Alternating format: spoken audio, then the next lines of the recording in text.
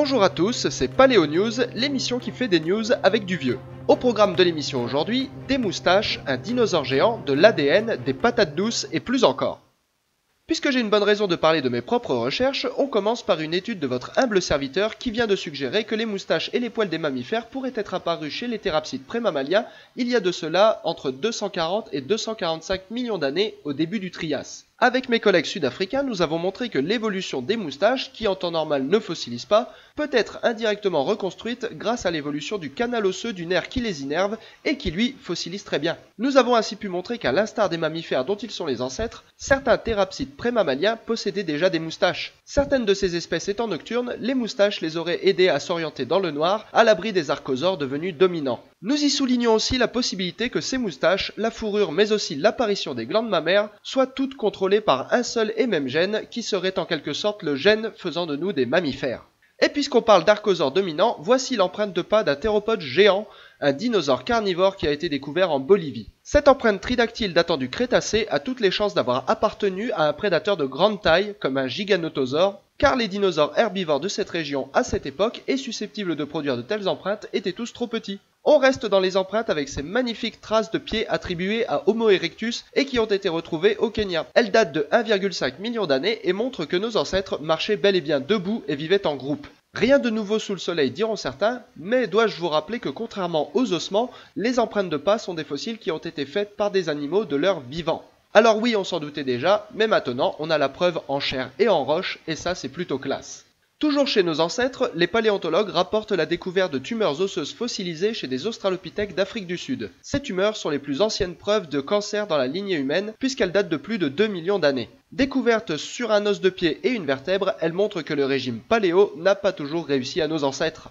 Enfin, les analyses génétiques sur les populations des îles Andaman ont révélé que leurs ancêtres se sont hybridés avec une autre population humaine ayant divergé de la nôtre il y a au moins 300 000 ans. On savait déjà que des populations humaines modernes s'étaient hybridées avec des hommes de Néandertal et des Denisova. Mais cette fois-ci, il ne s'agirait ni de l'un ni de l'autre. On ne sait pas encore qui est cet hominidé mystère. Peut-être s'agit-il d'une nouvelle espèce, comme le suggèrent les auteurs de l'étude, mais étant donné les dates avancées et la localisation géographique, on espère secrètement que ces gènes puissent provenir du tout récemment disparu homme de Flores.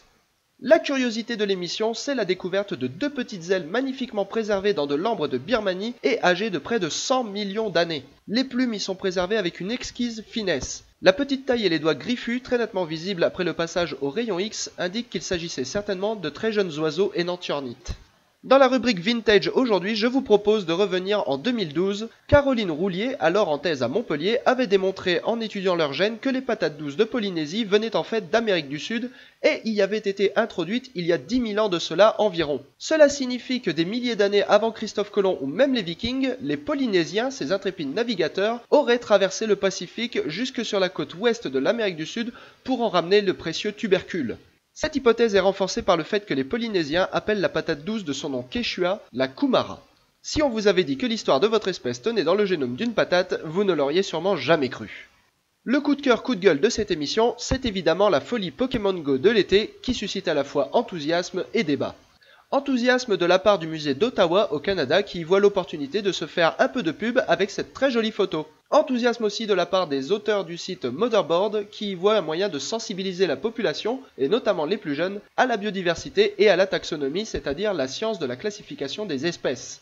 Vous n'êtes certainement pas sans savoir qu'en cherchant des animaux virtuels, vous pouvez en rencontrer de véritables. Et la revue Nature s'interroge justement sur les bénéfices à tirer de ces rencontres fortuites. La revue souligne notamment des précédents, comme cette personne qui a découvert une nouvelle espèce de sauterelle sur une photo de profil Facebook. Elle rappelle néanmoins qu'on ne décrit pas de nouvelles espèces uniquement à partir de photos et qu'un spécimen de chair et de sang, ou de CF si c'est une plante, doit impérativement être conservé dans une institution publique.